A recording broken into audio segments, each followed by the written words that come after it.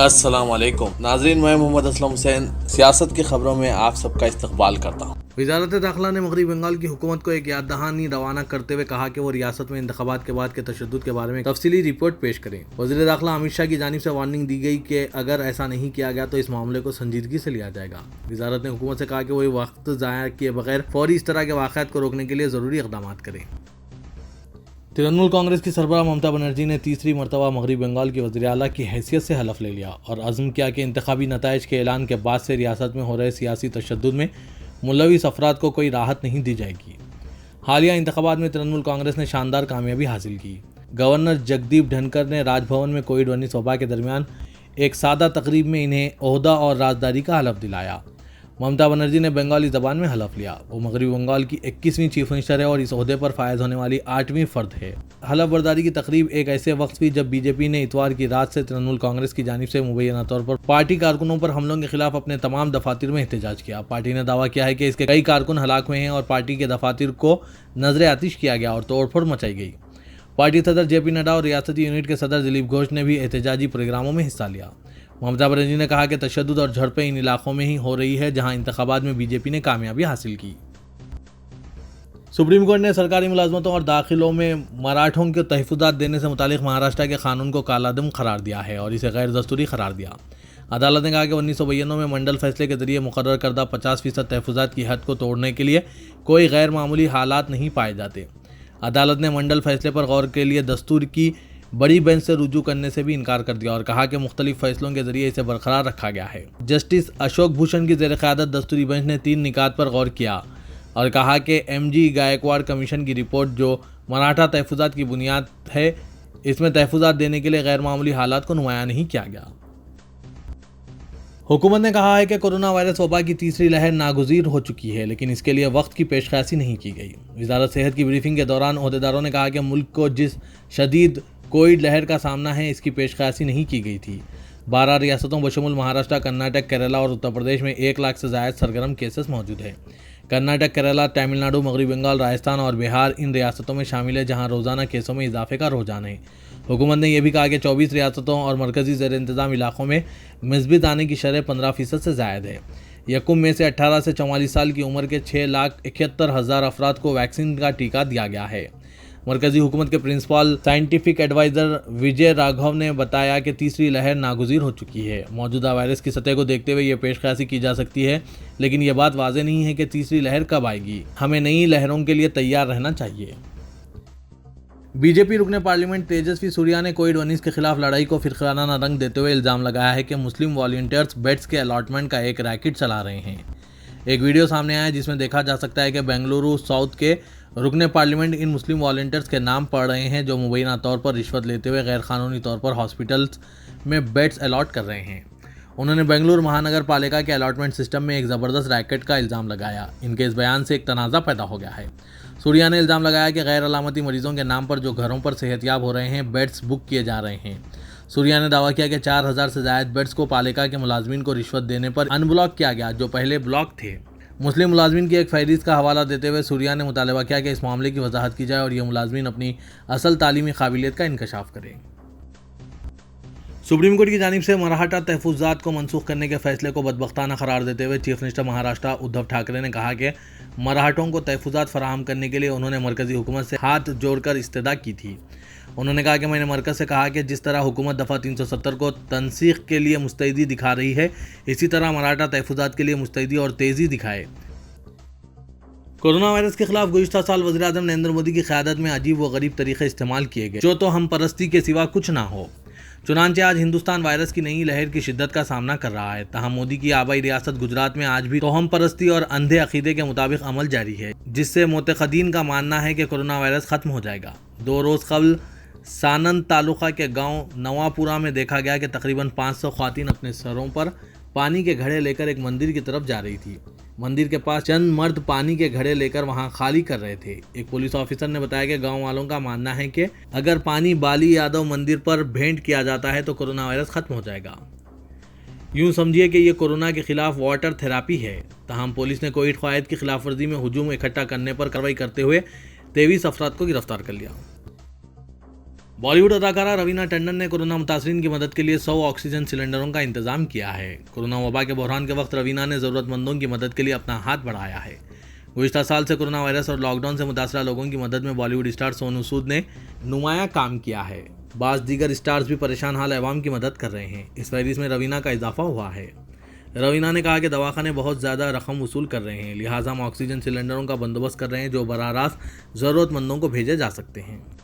उत्तर प्रदेश में corona infection का सिलसिला तोड़ने के मकसद से हुकूमत ने एक बार फिर पीर की सुबह 7 बजे तक कोरोना कर्फ्यू में तोसी का ऐलान किया है।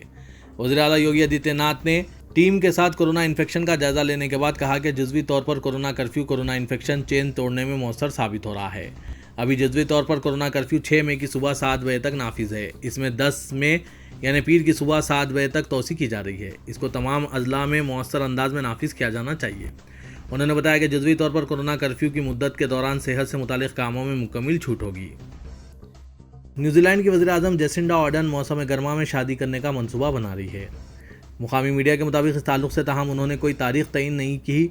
दरअसल न्यूजीलैंड हेराल्ड ने अपनी एक रिपोर्ट में वज़ीर आज़म के इस बयान का हवाला दिया जो उन्होंने कोस्ट रेडियो से बात करते हुए दिया था और कहा था कि वो इनके पार्टनर क्लार्क गैफुड जो एक टेलीविज़न मेज़बान हैं बिला आखिर इनके साथ शादी करने के लिए तारीख का तयन कर लिया है। इसका यह मतलब नहीं है कि हम इस तारीख के बारे में हर एक को बताते फिर रहे हैं। जब हम अपने रिश्तेदारों और करीबी दोस्तों को मदऊ करेंगे तो तारीख का खुद अफशा हो जाएगा।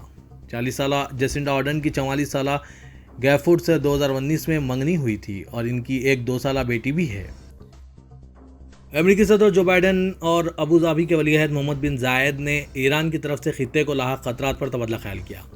अरब न्यूज़ के मुताबिक व्हाइट हाउस से जारी बयान में कहा गया है कि दोनों रहनुमाओं ने इलाकाई और बैनुल-अक़वामी चैलेंजेस पर बातचीत की है, जिसमें अफगानिस्तान ईरान की तरफ से जोहरी खतरा, मशरिक़ और सतह में अमन और कशीदगी के खात्मे के लिए मुश्तरका कोशिशें शामिल हैं। जो बाइडन ने गुज़िश्ता साल इमारत के इजराइल के साथ ताल्लुकात इस्तेवार किए जाने की स्ट्रैटेजिक अहमियत वाज़ेह की और इन इंतज़ामात को वसअत देने में अपनी मुकम्मल हिमायत का इजहार किया है।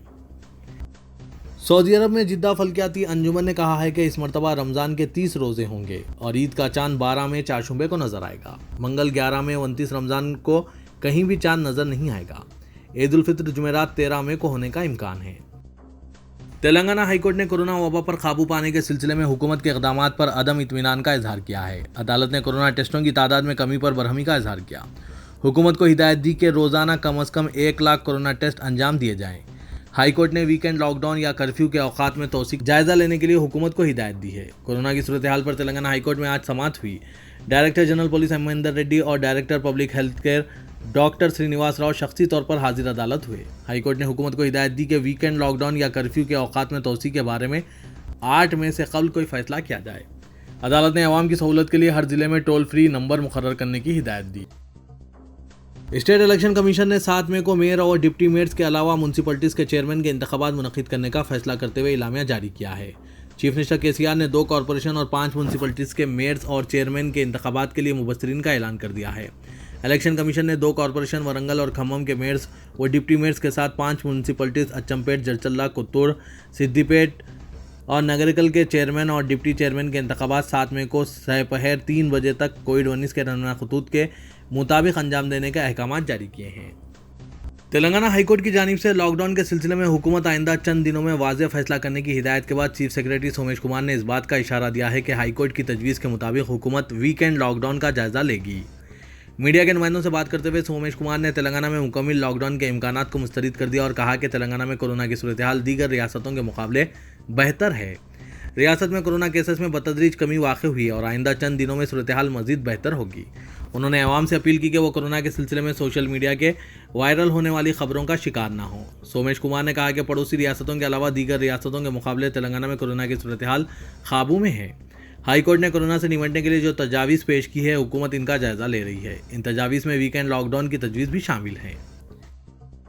तेलंगाना का एक गांव पूरी तरह कोरोना की लपेट में आ चुका है। 1400 के मुंजमला गांव के 600 अफराद कोरोना में मुब्तला हो चुके हैं, जिससे गांव वाले अपने अपने घरों में बड़े बड़े बंगले खाली करके गांव के बाहर खेतों में आर्जी टेंट और झोंपड़ियां डालकर क़याम किए हुए हैं।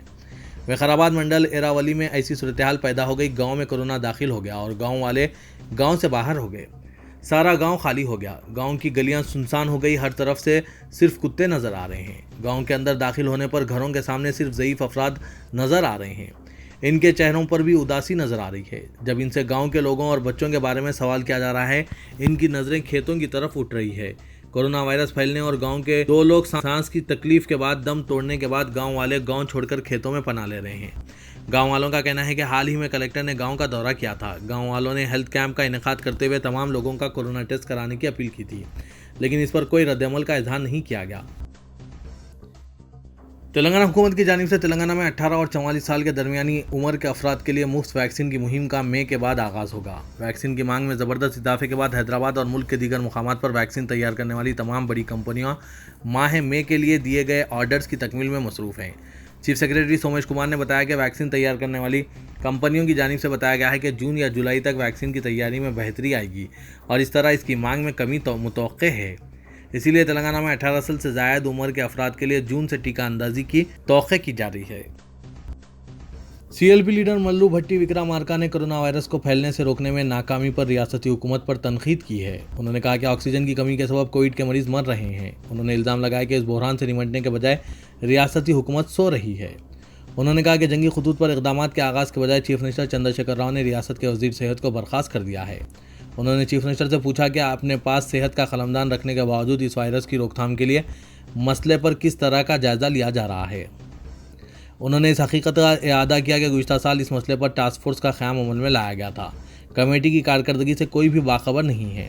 انہوں نے اس ٹاسک فورس کی جانب سے اپوزیشن کی سیاسی جماعتوں کو بھی رپورٹ حوالے کرنے سے متعلق چیف منسٹر کے بیان کا حوالہ دیتے ہوئے کہا کہ تاحال اس ٹاسک فورس سے انہیں کوئی رپورٹ نہیں ملی ہے۔ انہوں نے چیف منسٹر سے مطالبہ کیا کہ وہ اپنے فارم ہاؤس سے باہر نکلیں اور ریاست کے عوام کو درپیش مسائل کو سمجھیں۔